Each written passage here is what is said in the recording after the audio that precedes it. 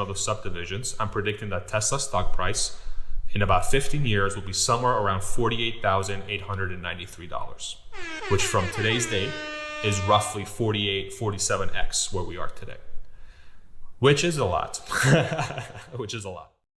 My Tesla stock price target for year end 2024 is $3,000 per share. In 2024, I am expecting the two biggest catalysts. Right? And what are the end results if that were to happen? Do you have some numbers to describe that? I do have numbers, but I just want to warn you, everybody, if Gary falls off his chair, watch out for him, okay? I'm used to that. But I just want to point out where I think we will be in 2033. And my bull case for the stock price is $11,000 then. Is he still sitting? Okay. So.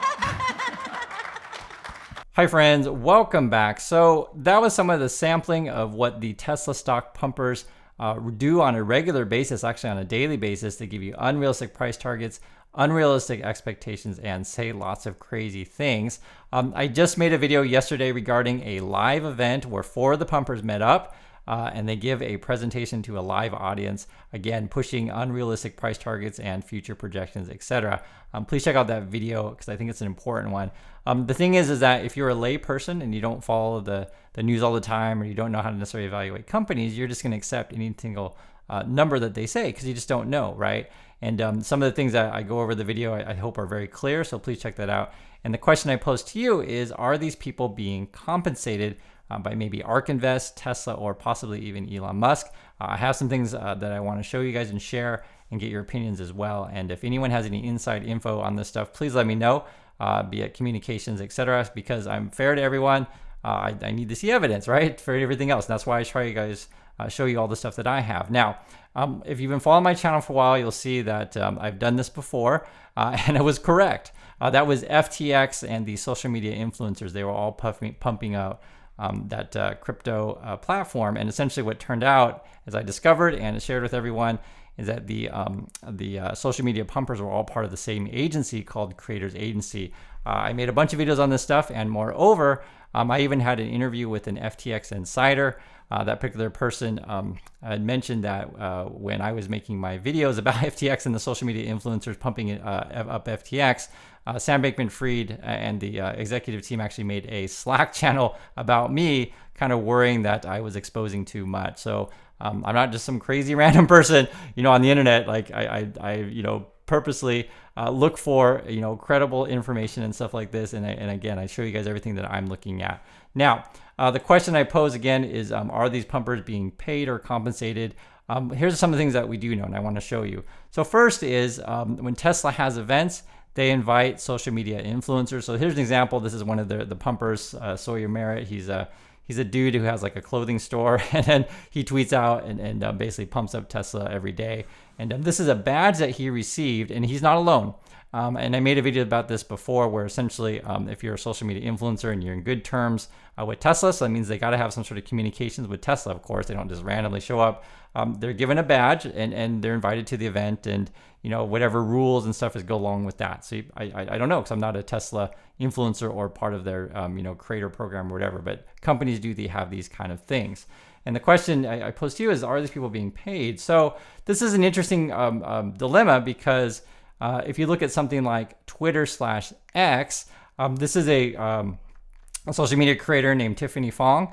She was actually tweeting out and sharing how much money she makes on X. And you guys can see this. So already, if you're asking, okay, so how would these people get paid? They're literally getting paid on X platform, which is owned by Elon Musk. So Tiffany Fong, I don't believe she's a Tesla pumper, though. I don't believe so. However, there's a really odd thing that's going on here, is that from March 15th, 2024 to March 29th, 2024, so just recently, right? Just like a couple weeks ago, her earnings bumped up from like $53 to $5,661. So it's a bit weird, because before she's all, making like 100, 200, 180 something, and then 5,000.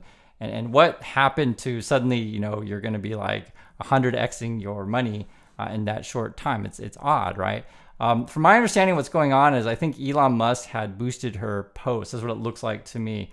The reason why is because I was reading through these things and people are like, what's going on here? I don't make that much money on X, because these are other people like because people want to make this much money on the same platform, right? And there's like, what is going on with that?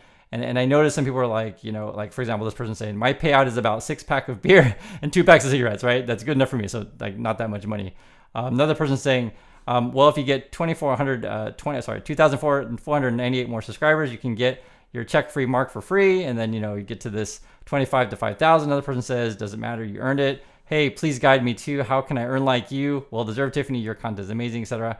And someone was mentioning that she has been interacting with Elon Musk right here.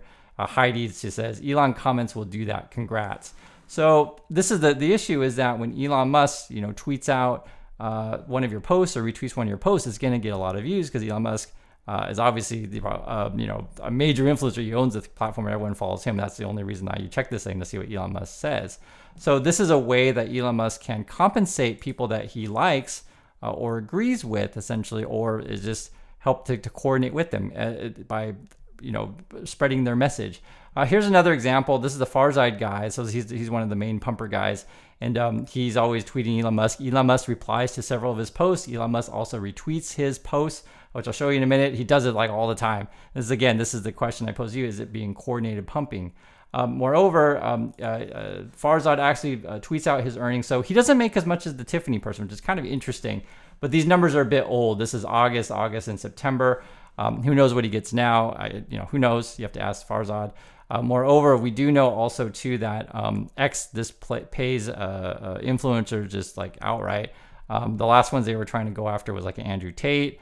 The other one recently was like the whole Don Lemon thing, and Don Lemon said, he got kicked off the platform, whatever. Point being, there is money being exchanged between creators and people on X, and also too, Elon can pump whoever he wants on X whenever he wants. So for example, let me just give you a simple example. This is April 7th. Elon Musk is like, hey, this is our SpaceX event. Look how awesome it is, right? So it's a 44-minute thing. And what's crazy about it, if you scroll down, not up. If you scroll down, he also tweets out the same event from Farzad. Farzad actually, maybe it's up, sorry. Farzad actually, here's right here, see? So this is the same day, which is a bit odd. Think about this. So Elon just tweets out, hey, we got this video, please check it out, right? There it is soon. It's just him and the SpaceX thing. And then he does it again with Farzad, right? Farzad has an edited version of the same video. And Elon Musk tweets out the same day, which is odd. Again, this is like coordination, however you want to say it. Elon Musk is literally tweeting out Farzad things. So, Chris, well, it doesn't matter. I'm playing devil's advocate, but clearly it does, right? I'll show you why. So it's got 52,000 likes, 7.9 thousand retweets, 12 million views. And if you actually take a look at Farzad's YouTube channel, this particular video, this is the video that Elon Musk had linked to. Basically, Elon Musk sends traffic to Farzad's channel. Farzad got 520,000 views, and this is just 4 days ago. So 500,000 views. If you don't know, this stuff is worth money on YouTube, worth quite a bit of money. I can tell you, I don't get nearly this kind of views at all. How much would 1 million views make on YouTube? You have to ask Farzad, but we'll just say it's in the thousands. It's money. Is it the tens of thousands, 100,000s? Maybe not that much, but it would be in the thousands how much he would get on this kind of stuff. And again, you'd have to ask Farzad exactly how much he would get from getting boosted by Elon Musk.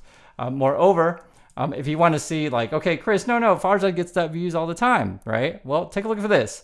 So his last video, just showing Farzad here, he got 23,000 views. Another one, 36,000 views. He's only got 152,000, 28, 42,000, 53, whatever.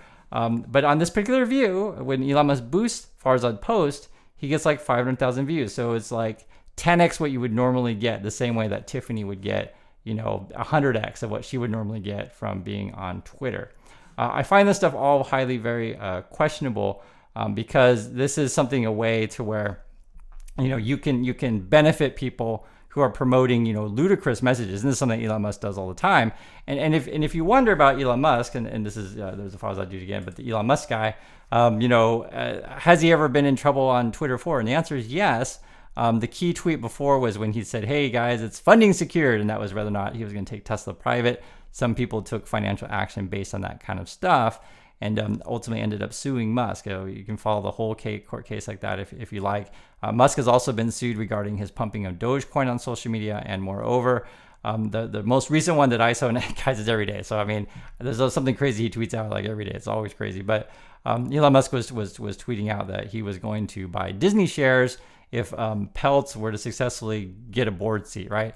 And you know, I'm sure regardless you like Musk or don't like Musk, or whatever, you should be able to acknowledge that he's a bit odd when in comparison to the way other CEOs behave. Some people may take that positively, some people may take that negatively.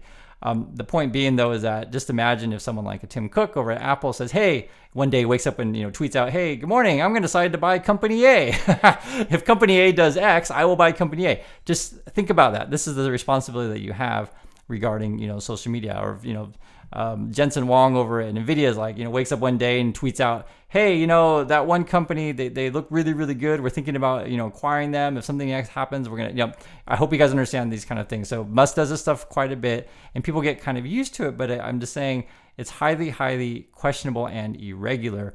And moreover, when it's involving social media, and again, this kind of stuff with the Farzad guy, they're already getting money from X. So the money is directly coming from one of Elon Musk's companies in this way. Also, too, these social media people get benefits, right, by getting special, access and firsthand looks at products and these kind of things. Now, to be fair to the influencer people, so inviting influencers to your events isn't necessarily unusual per se, right? But the key is that when influencers go to said events, you need to disclose, hey, Tesla gave me a car, or Apple gave me a phone, or I have access to X thing, but they gave me this benefit, they disclose it to you, but then this is my own independent opinion, right? So the issue becomes if these people are pumping you unrealistic price targets, unrealistic expectations, and not disclosing any sort of compensation that they are receiving. That is a really big thing. And then the other question I pose to you is, how are we defining compensation? Because like I mentioned before, Elon Musk retweeting your stuff is a form of help. You obviously get financial gain when Elon Musk, and you could call it coordination or not, I'll let you guys decide that. And this is where we get in these weird gray areas, right? I personally find what these people to do very, very unethical. That's a good way to put it, because they know what they're doing, right? If you watch my last video, and I encourage you to do, they literally say, oh, this is not financial advice. Oh, this is not financial advice, right? And I want to make it clear, there's a big difference between someone who just really likes a Tesla car, right? And I said that several times. I got no problem if you love your car. I got no problem if you want to paint your car whatever way, put fuzzy dice and, whatever thing you want to do, drive your car fast, whatever you want to do with your dang car, go for it, right? You love your car. But it becomes a whole other issue, again, when you're talking about financial products. You're in coordination with the company, and you can discuss whatever, and decide whatever you think coordination is, like say going to a live event. I think that's some sort of form of coordination, right? But what is going on as well is when Elon Musk is tweeting out things with you. So like, for example, if Farzad makes a video, and guys, Musk retweets, not just Farzad, it's many of the pumper, he retweets their videos. What if they make a video and say, hey, look at this product, I think it's going to be worth X, and they're going to sell amount of X, and they're going to, stock is going to do X, right? And so Elon Musk can't really necessarily say that as a CEO of a publicly traded company, or employees of Tesla can't really say these kind of outlandish things, but an influencer could, and then they're being pushed on a platform by Musk. So I hope you guys understand the conflict of interest and the ethical concerns here. So I'll do my best to keep exposing you guys the truth of this kind of stuff. I have a couple more topics I need to make on these things, because for a lot of lay people out there, they don't realize that they're being, how can I say, what's the right word to say it, misled. And they know exactly what they're doing. It's not by mistake. They're very careful in the things that they say and how they present it to you. So do be careful out there. I'd like to hear your thoughts on this one. And again, if anyone has any inside information on this stuff, please let me know, and we'll continue to pursue this further. So thanks again, everyone, and I'll catch you next video. One of the subdivisions, I'm predicting that Tesla stock price in about 15 years will be somewhere around $48,893, which from today's date is roughly 47x where we are today. Which is a lot. Used to that, but I just want to point out where I think we will be in 2033, and my bull case for the stock price is $11,000 then. Is he still sitting? Okay. So